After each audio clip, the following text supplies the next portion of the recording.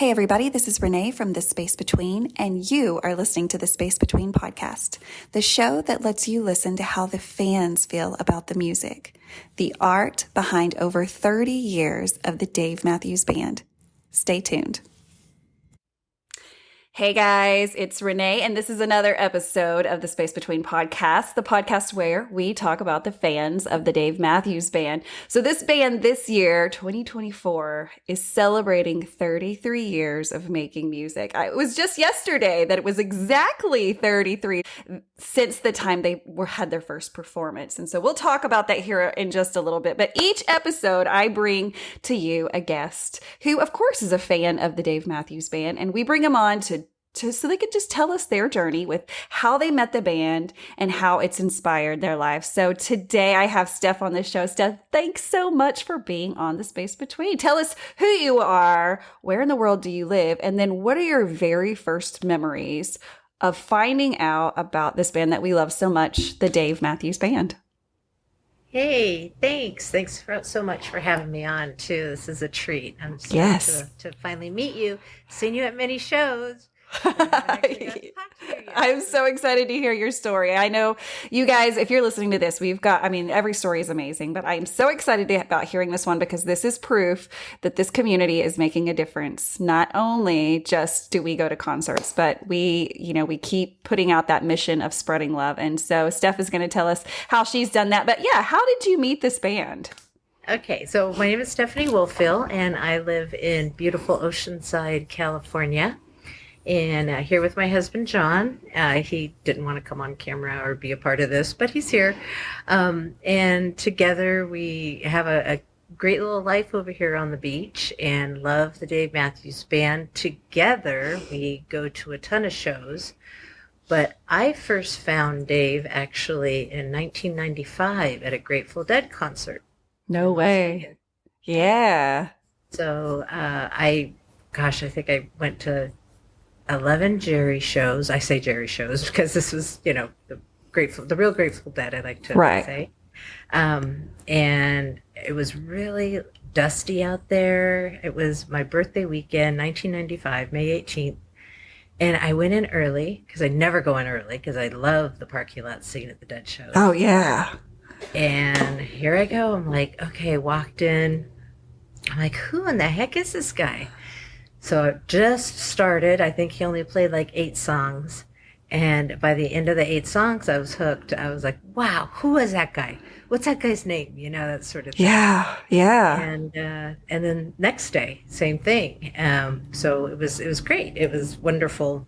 And I will always be thankful for that windstorm. Because I've never gone in early.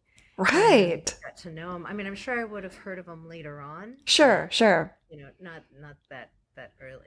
But this was good. Yeah, this was early on. So for those of you that are listening that might not know the history of the band, so they were, their first performance like 1991. So 1995, we're still basically a new band, right? We're still up and coming. So, but what a place to find them.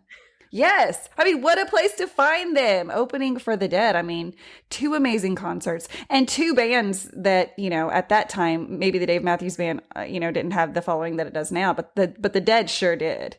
They definitely did. Yeah. It's a lot of the same people I'm seeing, Yeah. So what was it about the music? Like what caught your ear and what made you kind of listen harder? The jam, and just this is going to sound weird. The bigness of the music. No, I get it. Yeah. How the Dead, like just their bass, everything is so big, and I felt like they've kind of melted the two together. And even though the Dave was a lot younger and yes, just more, I guess in tune. Just everybody was going crazy over him. Like the spinners were just spinning even harder, and it was a good vibe that weekend. Good. So, okay, that's where you met them. So when you leave there, like, what are your next steps to continue to follow them? Like, do you go buy music? Because in the 90s, we're still buying CDs.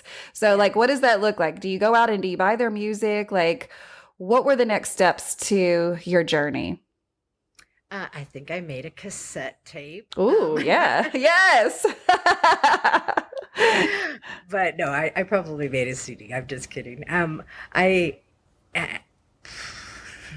I didn't listen to them as much as I do now Right. until I met John. So I would just listen to them, and every now and again, after I made my little CD or cassette tape, they were just kind of in Yeah. the background of my life. And then Yeah.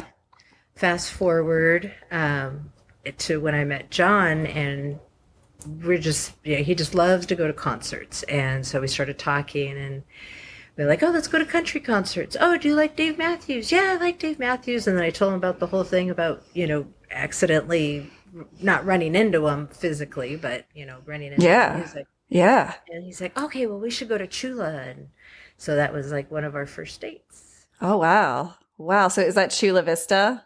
I'm not Hmm. super familiar with California, but yeah, they're still hitting Chula Vista. Yeah, yeah, Oh my it's God. one So of the your best. first concert together. So like, did you guys like the same songs? Were y'all kind of into the music for the same reasons? Because there are a couple of reasons you can like the Dave Matthews Band, but obviously I know the future. You guys got married. It was like the perfect partnership of love. But like, how did he find the Dave Matthews Band? Have you ever asked him?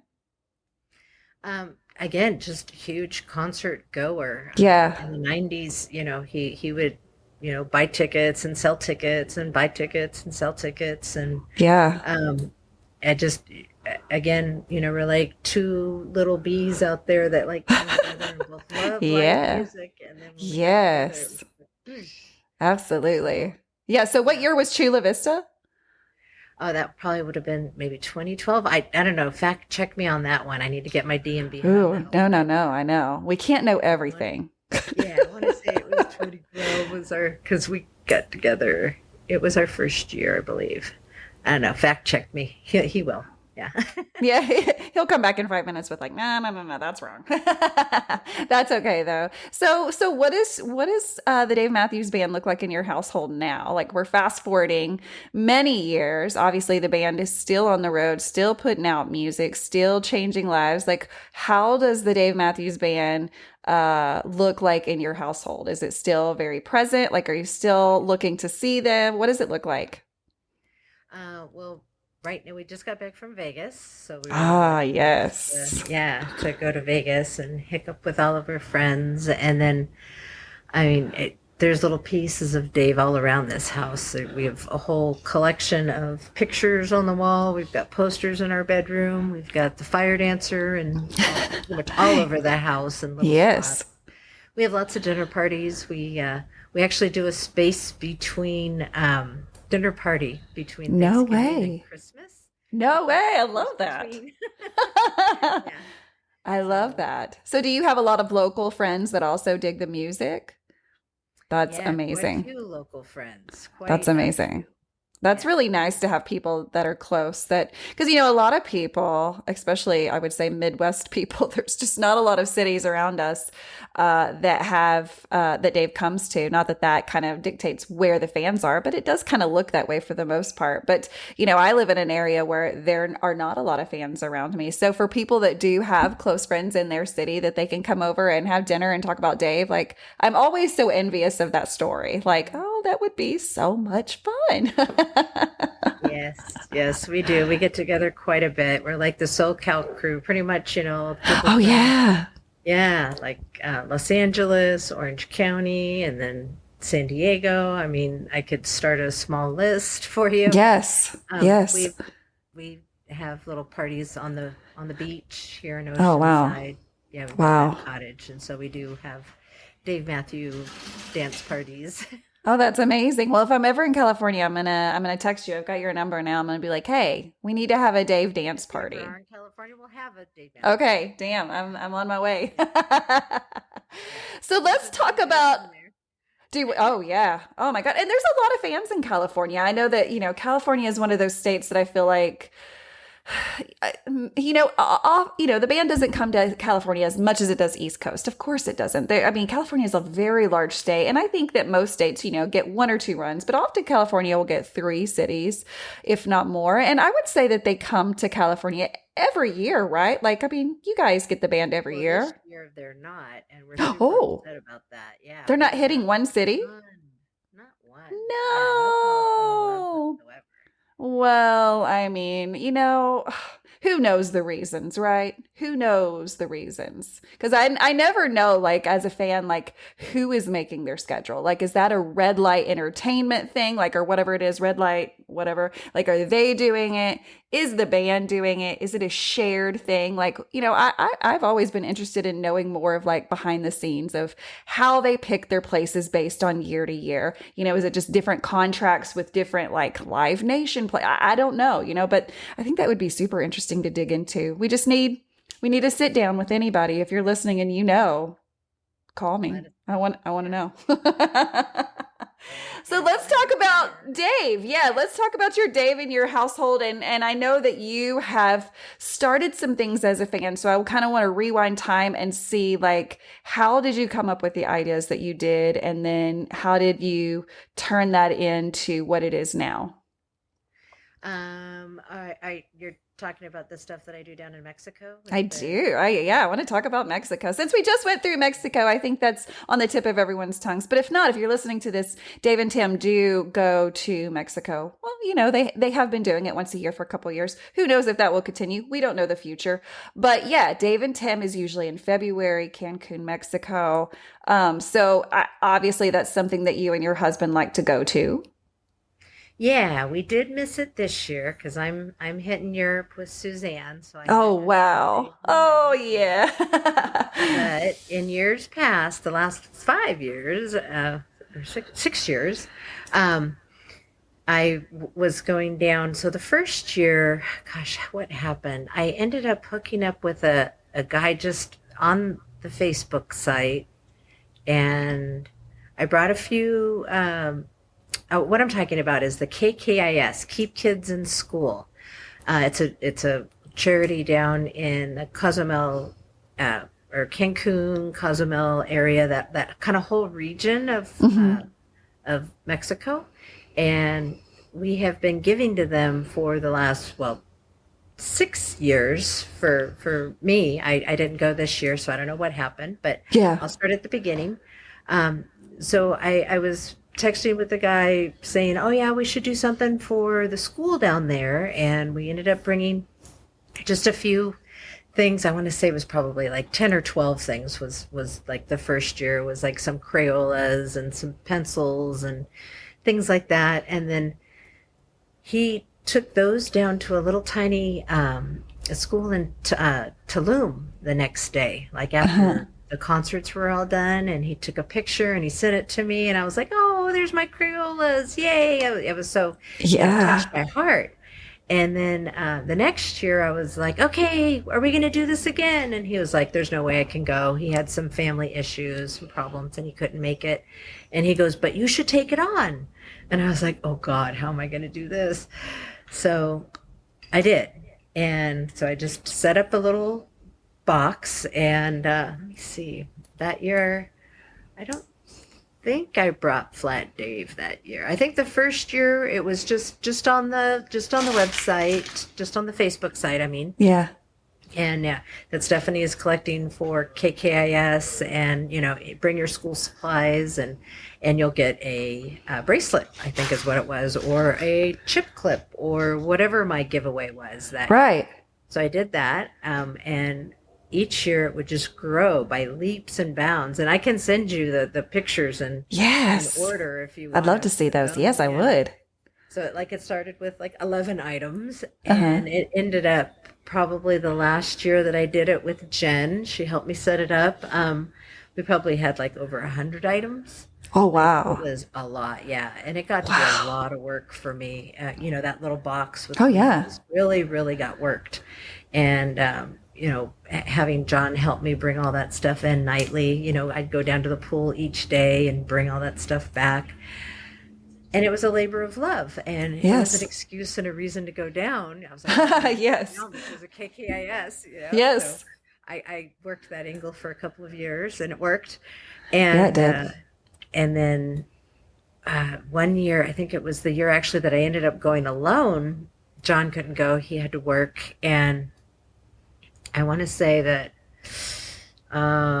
that was the year that they kind of took it away from me, so to speak. So, actually, that would have been the 2020 year, the T-shirt that I made. Oh, yes. Let's talk about your t-shirt. Oh my goodness. So guys, if you're listening to this and you're like, what, how do I see it? You gotta get on the YouTube channel. It's The Space Between. I love that. So do you know who, it's kind of like what was that 90s? Oh, it's still on though. South Park. Yes. I had a brain fart, but I love that. Oh, that's so good.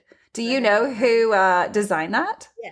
Yes. And I will have to get back to you on it because I don't know it off the top of my head and I don't want to mess up. No, of course. Absolutely. No. Yeah. We'll get that up and we'll put it up a link on the YouTube channel. So be sure to look for that. Mm-hmm. It's amazing. So I guess my question would be like, how do you know how you guys found out that there was a need for school supplies and like, what does that look like now? Oftentimes we forget that other countries, don't have the same means that we do here in the United States. And so what is this all about? How did you guys find out about it? And what are some steps that if someone's listening to this now and they think, well, I may never see you or I may never be going to see Dave and Tim, but how can I help? What are some tips you could give somebody? Yeah, so that first year, I was like, okay, I'm not going to be able to rent a car and drive down to Tulum and drop it off at that cute little school like he did. And so I started Googling and found KKIS, Keep Kids in School. And then come to find out that in that area, that region of Mexico, kids don't go past the 8th grade.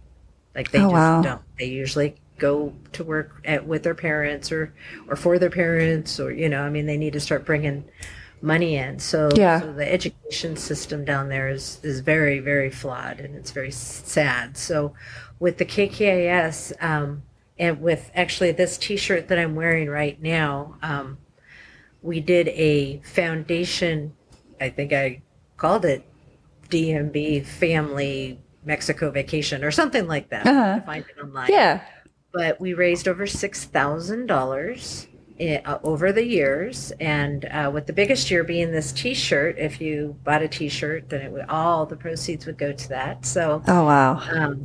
So over $6,000. And so we sent a lot of kids to high school because that's what their high school is. They would stop at 8th grade and then high school was additional money for them. Gotcha. And so that's where we would start. So after so many years and then CID took over accepting the donations of the actual school supplies. So I didn't have to lug, the Crayolas, the paper, the pencils. Oh my God, people would bring me an entire suitcase of school supplies. They would bring them down there. I remember some teachers from Seattle brought like an old suitcase. She's like, just take the suitcase. You could keep it. Like, people bring backpacks. I mean, it was just a lot. And I loved it. I loved every bit of it, but it became a lot for me. Of course, yes. Okay. CID, you guys have the drop off in the lobby so I don't have to cart it around and then I'll just do the high school scholarships. Oh, that's amazing. So that's where we kind of ended and then last year I didn't go at all. So that was that. Wow. So the generosity of these fans is extreme. That's something that keeps coming up, I think, with every guest is there's always an agenda outside of the music to continue to just, pass along love and make sure that we are being good humans and we're helping where we can. And that story is just, outlined in every personal story, right? And so it's no surprise to me that this is happening because I've heard so many stories of generosity, but I think that it's important to continue to tell the story because obviously someone may be listening to this episode that has no clue, right? That hasn't heard the other episodes or hasn't heard about the generosity of a fan base. And I think that's such an important story. We do hear now, I think, about the fan bases behind the Grateful Dead, right? Because there's so many years of that. Fish, having a huge following.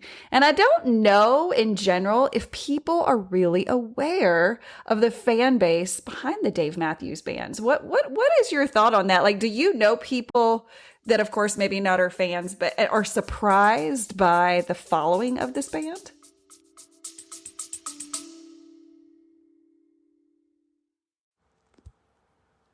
Hello, everybody. This is Dave Rich from the Eddie Casino Band out in Las Vegas.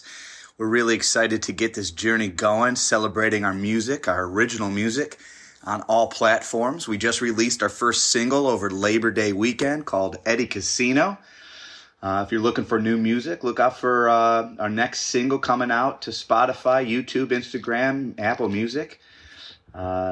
These guys in the band are really excited to get started playing music for you all. If you like Tom Petty, Zach Brown, Jason Mraz, Dave Matthews Band, Rob Thomas, Jimmy Buffett, Pink Floyd, Stapleton, Bare Naked Ladies, Goose, Billy Strings, Sting and the Police, a ton of influences that we bring to the table.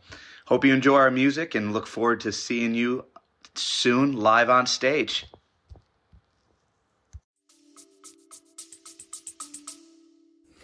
Yeah. Some of my close friends, like, they just can't get over, like, so didn't you just go see Dave, like, at the Gorge for 3 days? And wait, and so now it's only 2 months later and you're going again? Or whatever, Right. you know? Right. And my kids, too, they're like, don't you ever get sick of them?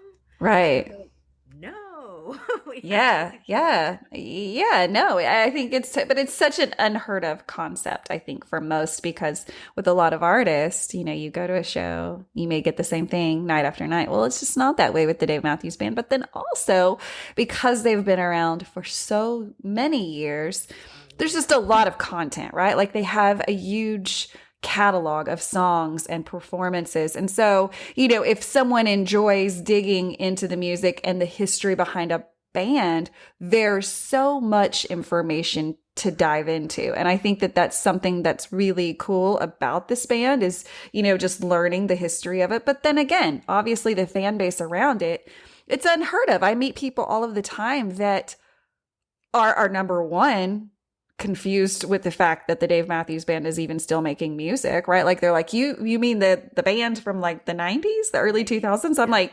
yes, the exact same band, with a few exceptions, of course. But like, yes, they never stopped. And they're like, what? There's just, it's like they're so surprised and so unaware of it, right? And so there are a lot of people that are unaware of the band in general, but mostly just unaware of the fan base behind it. And so, that's again another reason why I started this podcast, because I thought, how cool just to shed light on all of the good that's happening because of music, right?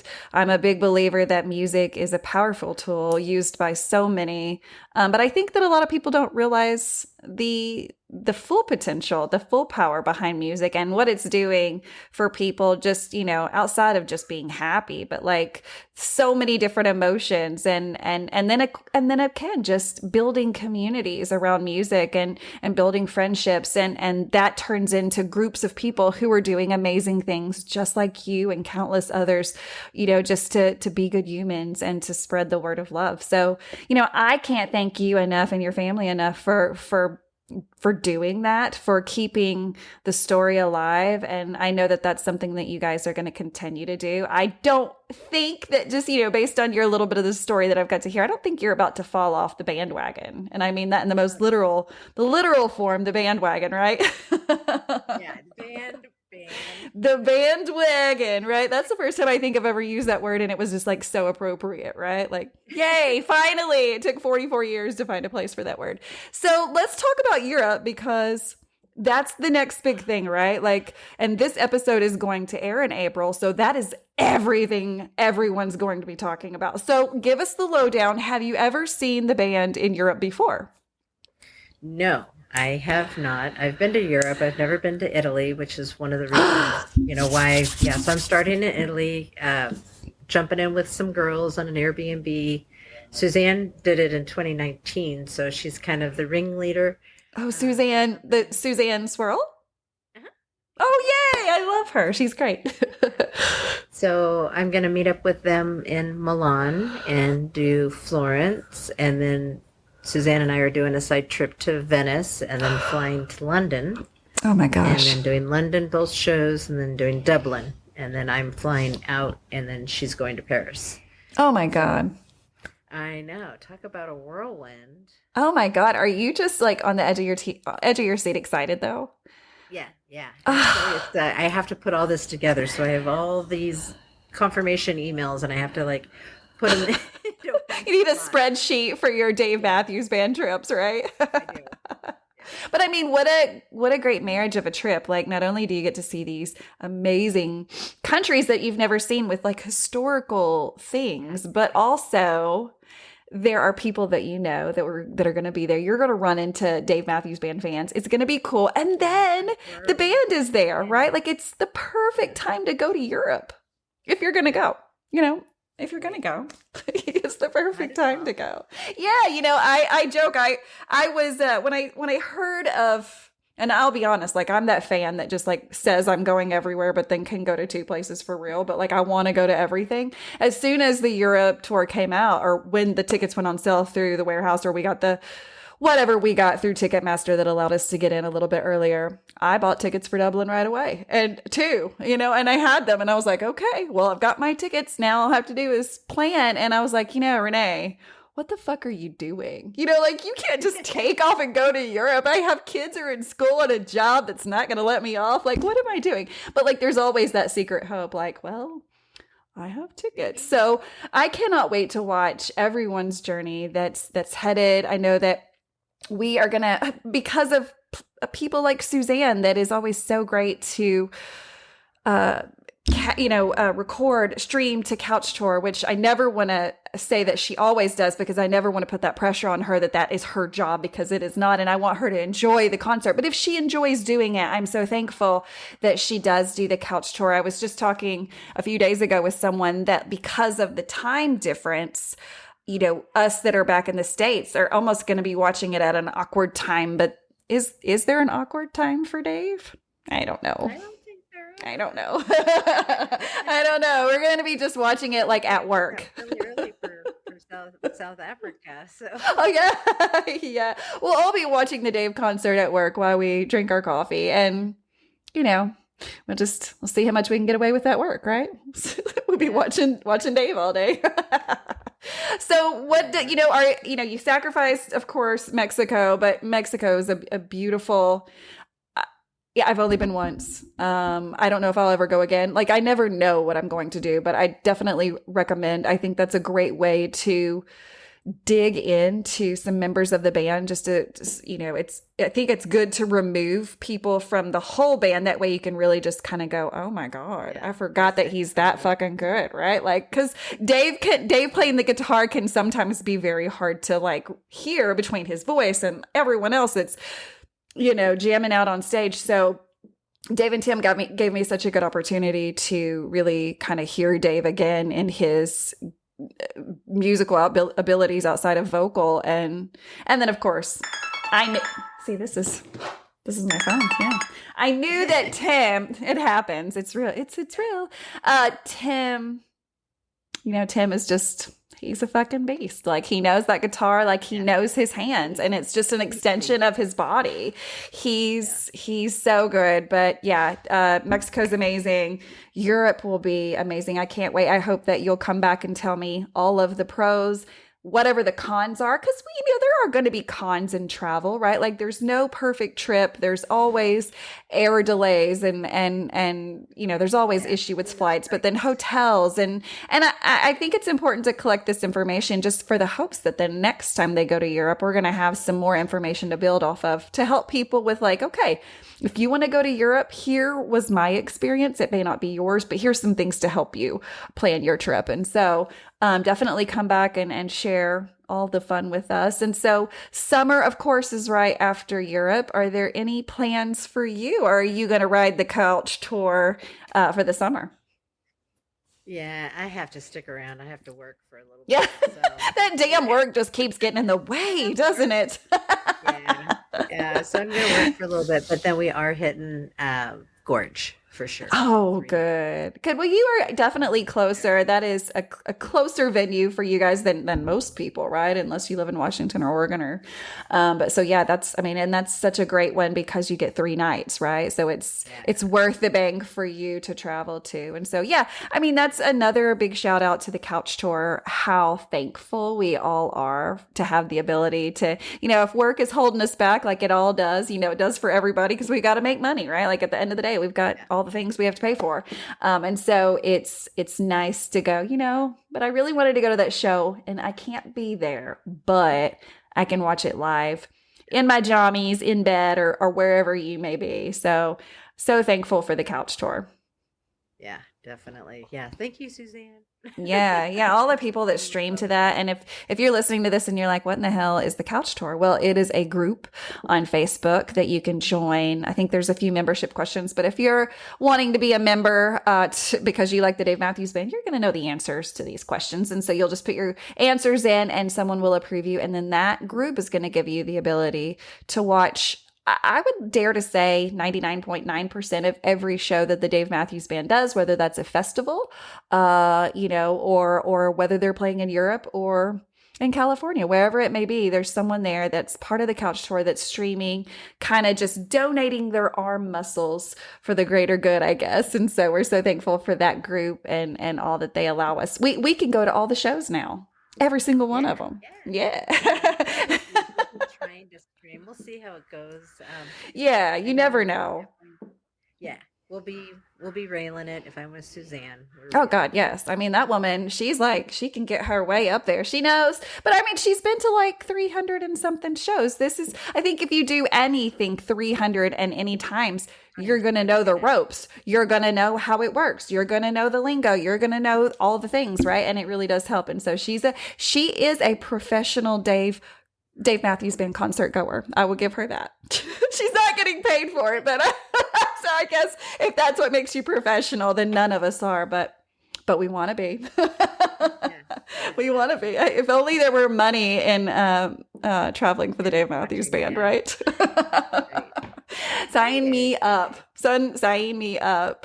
Well, Steph, I can't thank you enough for coming on the show. And like I said, we definitely want to have you back on so we can talk about Europe. And by then, maybe some of the summer tour, because it's quickly approaching May. It is going to be here before we know it. Time is just ticking by so fast. We're already almost through with March. That's crazy for me to believe. So, time is going and we still have the Dave Matthews Band. So we have a lot to talk about. So guys, if you are listening to this on a podcast app, just know that you can watch this on YouTube, just simply under the Space Between podcast. And how can you be on this show? How did Steph get on this show? Well, it's actually really easy. All you do is you can message me through social media. You can email me at kissonthelips.smire@gmail.com, which was my wedding hashtag. So I'm going to continue to use it. Kiss on the lips, Meyer. It's so smart. I love it.